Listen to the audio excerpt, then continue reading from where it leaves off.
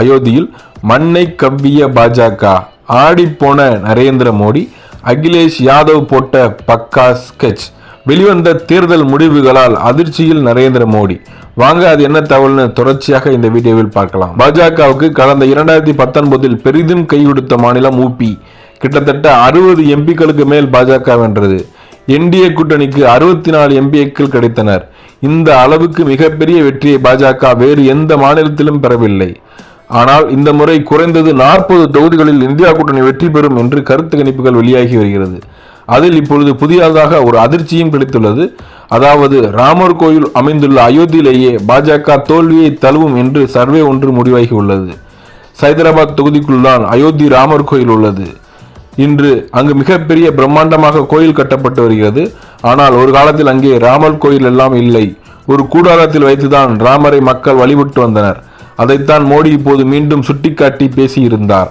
அதாவது மறுபடியும் ராமரை கூடாரத்திற்குள் கொண்டு போக முயன்று வருகிறார்கள் என்று சொல்லியிருந்தார். அதற்கு அர்த்தம் ஒரு காலத்தில் ராமர் கூடாரத்தில் வைக்கப்பட்டிருந்தார் என்பதுதான் பொருள். இந்த நிலையில்தான் ஒரு ஆங்கில நாளிதழ் இந்தியன் எக்ஸ்பிரஸ் ஒரு செய்தியை வெளியிட்டுள்ளது. அதாவது இப்பொழுது சைதராபாத் தொகுதி எம்பியாக உள்ள லல்லு சிங் என்பவர் இருக்கிறார். இவர் பாஜக எம்பி. இவரது தொகுதிக்குள் தான் அயோத்தி ராமர் கோயில் உள்ளது. 2014 மற்றும் 2019 ஆண்டு 2 முறை லல்லு சிங் இந்த தொகுதிக்கு எம்பியாக தேர்வு செய்யப்பட்டார். அவர் 5 முறை இந்த மாநிலத்தில் சட்டமன்ற உறுப்பினராக இருந்தவர். ஆகவே செல்வாக்கு மிக்க ஒருவர் தான் இவர். ஆனாலும் 2014 கிட்டத்தட்ட லல்லு சிங் 2,80,000 வாக்குகளுக்கு மேல் வெற்றி பெற்றார். மொத்தம் 5,29,000 வாக்குகள் வாங்கி இருந்தார். அது இதே 2019 இவர் 60,000 வாக்குகள் வித்தியாசத்தில் தான் வெற்றி பெற்றிருந்தார். ஆக லல்லு சிங்குக்கு சைதராபாத் தொகுதியில் இப்பொழுது 2024 எந்த அளவு ஆதரவு உள்ளது என்று இந்தியன் எக்ஸ்பிரஸ் ஒரு ஆய்வு ஒன்றை நடத்தியது. இந்த தொகுதியில் இந்த முறை லல்லு சிங்குக்கு எதிராக சமாஜ்வாதி கட்சியின் வேட்பாளர் ஆனந்த் சென் யாதவ் போட்டியிடுகிறார். அவரும் சட்டமன்ற உறுப்பினராகவே இருந்தவர், அமைச்சராக கூட இருந்தவர். இவர் 2019 எம்பி தேர்வில் 4,63,544 வாக்குகளை பெற்று 2வது இடத்தை பிடித்திருந்தார். இந்த முறை காங்கிரஸ் மற்றும் சமாஜ்வாதி கூட்டணி கட்சிகளாக சேர்ந்து தேர்தலை சந்திக்கின்றன. ஆனால் 2019 காங்கிரஸ் தனித்து போட்டியிட்டது. அப்போது காங்கிரஸ் வேட்பாளர் 50,000 வாக்குகள் வாங்கியிருந்தார். இதே 2014 காங்கிரஸ் வேட்பாளர் 1,29,917 வாக்குகளை பெற்றார். இந்த தேர்தலில் பிஎஸ்பி வேட்பாளர் 1,41,000 வாக்குகளை பெற்றார். 2019 மாயாவதியின் பிஎஸ்பி அகிலேஷ் யாதவின் சமாஜ்வாதி கட்சியின் கூட்டணியில் இருந்தது. ஆகவேதான் சமாஜ்வாதி வேட்பாளர் 4,63,000 வாக்குகள் வாங்க முடிந்தது. இந்த முறை மாயாவதியின் ஓட்டுகளை பிரிக்கிறார். அவரது கட்சி ஊபியில் ஒரு தலித் கட்சியாகவே அடையாளம் காணப்படுகிறது. ஆகவே யாதவ் மற்றும் இஸ்லாமியர்கள் வாக்குகளை மாயாவதி பெறமாட்டார்.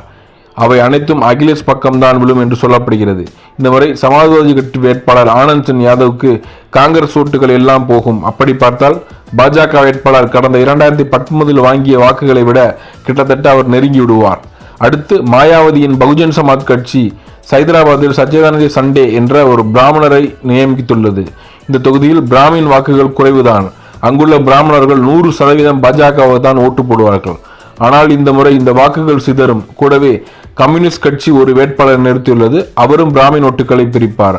ஆகவே பாஜகவின் வெற்றி இந்த முறை சைதராபாத் தொகுதியில் கேள்விக்குறியாக மாறியுள்ளது என்று இந்தியன் எக்ஸ்பிரஸின் சர்வே சொல்லியுள்ளது. அயோத்தி பாஜகவின் அரசியலுக்கு அடித்தளமாக உள்ள தொகுதி. அங்கேயே பாஜக தோல்வியை தழும் என்ற இந்த ரிப்போர்ட் அயோத்தியில் ராமர் கோயிலை வைத்து அரசியல் செய்து வரும் பாஜகவுக்கு இந்த செய்தி நிச்சயம் மகிழ்ச்சி தரக்கூடியதாக இருக்க போவதில்லை. சொல்ல போனால் பாஜகவின் தூக்கத்திற்கே வேட்டு வைத்துள்ளது என்றுதான் சொல்ல வேண்டும். இந்த நிலையில்தான் சமீபத்தில் தான் அயோத்தி ராமர் கோயில் திறக்கப்பட்டது. இதனால் மிகப்பெரிய அளவில் பாஜக அங்கு வெற்றி பெறும் என்று கருப்பு கணிப்புகளும் வெளியாகியிருந்தன. ஆனால் மோடிக்கு அதிர்ச்சி தரும் வகையில் தற்பொழுது பாஜக அயோத்தியில் மிகப்பெரிய தோல்வி அடையும் என்ற தேர்தல் முடிவில் வெளிவந்து பாஜகவினரை அதிர்ச்சியடைய செய்து வருகிறது. மேலும் இது போன்ற தகவல்களுக்கு சேனலை சப்ஸ்கிரைப் செய்து கொள்ளவும்.